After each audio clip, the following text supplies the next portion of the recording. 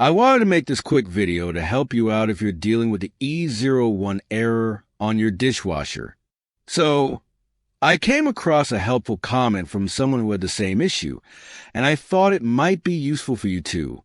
The person mentioned that they got the E01 overflow error on their dishwasher, and the way they fixed it was by draining the water and resetting the flood switch. After doing that, they noticed that the dishwasher was still dripping in certain spots during specific washes, but after waiting 5 days and allowing everything to completely dry out, it worked fine again.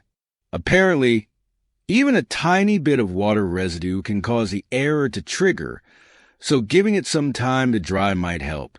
If you try this and it works, awesome, but if not, I'm really sorry that the issue is still there. I just wanted to pass along what I found to see if it might help you.